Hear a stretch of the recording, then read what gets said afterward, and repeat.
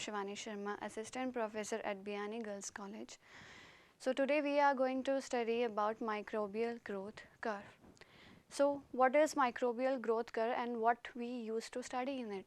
Actually, when we do any culturing of microbes, so we also observe the growth, the phases of growth and how the growth is taking place. So that study is included in microbial growth curve. So first mostly it is analyzed in batch culture. Batch culture means कि हम batch culture is a technique of microbial culturing जिसमें हम एक limited amount of nutrient या media provide करते हैं and to an inoculum of microbes. जिस media को एक small amount of microbes जो हैं वो उन पे intake करते हैं और with time वो divide करते जाते हैं, multiply करते हैं और अपने numbers को increase करते हैं.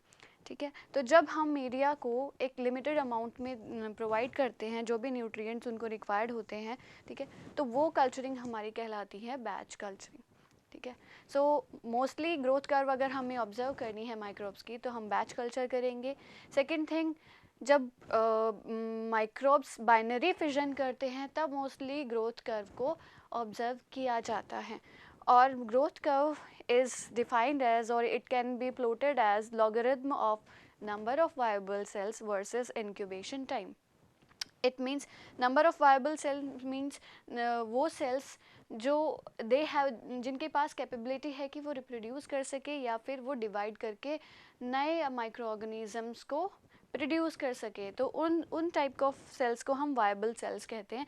जब नंबर ऑफ वायबल सेल्स के ग्राफ को हम विद टाइम इंक्यूबेशन टाइम के साथ प्लॉट करते हैं तो हमारे पास ग्रोथ कर्व हमारे की प्लॉटिंग होती है. अब ग्रोथ कर्व में हमारे पास बेसिकली 5 स्टेजेस होती हैं that are, first is lag phase, second is log phase. Log phase को हम एक्सपोनेंशियल फेज भी कहा जाता है. Third is stationary phase and fourth is death phase and fifth is a long stationary phase. So in first lag phase, what happens? Lag phase is the starting phase in which we add the nutrients and just microbes only intake the nutrients. इसमें कोई particular growth नहीं होती है, cells divide नहीं होते हैं because क्योंकि इसमें just क्योंकि एक process होता है acclimatization. इट मीन्स कि अगर आप भी किसी नए एनवायरनमेंट में जाते हैं तो you take time over there कि आप उसमें एडजस्ट हो सके. So same happens with the microbes also कि वो नए एनवायरनमेंट में जब हम बैच कल्चरिंग में उनको शिफ्ट करते हैं तो वो उनको टाइम लगता है एक्लिमेटाइजेशन में और न्यूट्रिएंट अपटेक में. जैसे वो न्यूट्रिएंट अपटेक करते हैं बट डिवाइड नहीं करते, उसे हम लैग फेज कहते हैं.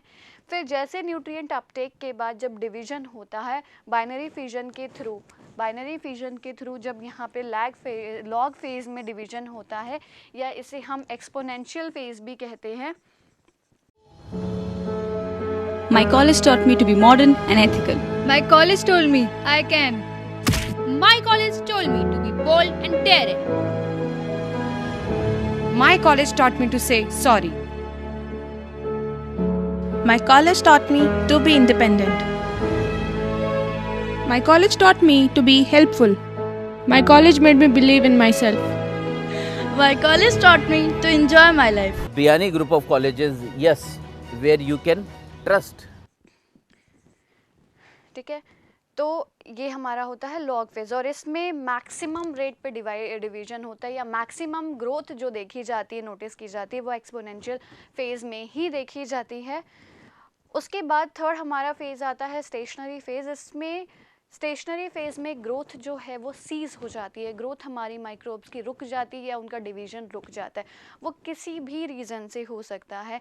आइदर वो हमारी न्यूट्रिएंट अवेलेबिलिटी, जैसे कि मैंने बताया कि बैच कल्चर में हम लिमिटेड न्यूट्रिएंट या मीडिया प्रोवाइड करते हैं माइक्रोब्स को, जैसे कि हमने जो कुछ अमाउंट ऑफ माइक्रोब्स भी हमने ऐड किया माइक्रोब्स, और जैसे इसमें हमने माइक्रोब्स ऐड किए बहुत लिटिल अमाउंट, ठीक है, और ये ऑलरेडी हमारे पास मीडिया प्रेजेंट है. जब माइक्रोब्स सारे इस मीडिया को यूटिलाइज कर लेंगे तो हमारे पास लिमिटेशन या फिर lack of nutrients, lack of media का केस या फिर सिचुएशन आ जाएगी, जिसमें अगर माइक्रोब्स को न्यूट्रिएंट ही नहीं मिलेगा तो उनकी ग्रोथ कैसे होगी. अगर ग्रोथ नहीं होगी तो डेफिनेटली ये हमारा ग्रोथ कर्व भी हॉरिजॉन्टल हो जाएगा. एज यू कैन सी यहाँ स्टेशनरी फेज में हमारा ग्रोथ कर्व जो है वो एक बिल्कुल हॉरिजेंटल हो गया है, ठीक है। तो हेयर ग्रोथ सीजेस एंड यहाँ पे जो सेल्स का कंसंट्रेशन होता है या फिर ये स्टेशनरी फेज़ आती कब है, ये स्टेशनरी फेज़ तब आती है जब हमारे पास सेल्स का लगभग कंसंट्रेशन हो जाता है 10⁹ सेल्स पर ml। अगर ये हमारे माइक्रोबियल सेल्स का कंसंट्रेशन उस वक्त हमारे कल्चर वेजल में प्रेजेंट है तो उस टाइम पे हमारे पास स्टेशनरी फेज़ आ जाएगी। वो न्यूट्रिएंट मीडिया की लिमिटेशन की वजह से आ सकती है या फिर अगर एरोबिक बैक्टीरिया है उन्हें ऑक्सीजन सप्लाई की लिमिटेशन आ गई है तब भी उनकी ग्रोथ जो है वो सीज हो जाएगी। फिर हमारा फोर्थ फेज़ है डेथ फेज़। अब डेथ फेज़ में क्या होता है कि धीरे धीरे हमारा number of viable cells decrease हो जाते हैं। क्या होते हैं? Number of viable cells means जो रिप्रोड्यूसिंग सेल्स या डिविजेबल जो सेल्स होते हैं वो जो है उनका नंबर कम हो जाता है, मतलब कि वो फर्दर रैपिडली डिवाइड नहीं करते या सेल्स की डेथ स्टार्ट हो जाती है या सेल्स का कंसंट्रेशन स्टार्ट हो जाता है, कम होना स्टार्ट हो जाता है। यहाँ बिल्कुल माइक्रोबियल ग्रोथ ऐसा नहीं है कि माइक्रोब्स यहाँ पे बिल्कुल एंड अप हो चुके हैं, फिनिश हो चुके हैं, नहीं। एक सर्टेन अमाउंट ऑफ माइक्रोब्स की कंसंट्रेशन यहाँ फिर भी प्रेजेंट रहती है बट मोस्टली ख़त्म हो चुके होते हैं या फिर उनके बाकी मोस्ट ऑफ द बैक्टीरिया की डेथ हो चुकी होती है। तो this is our death phase.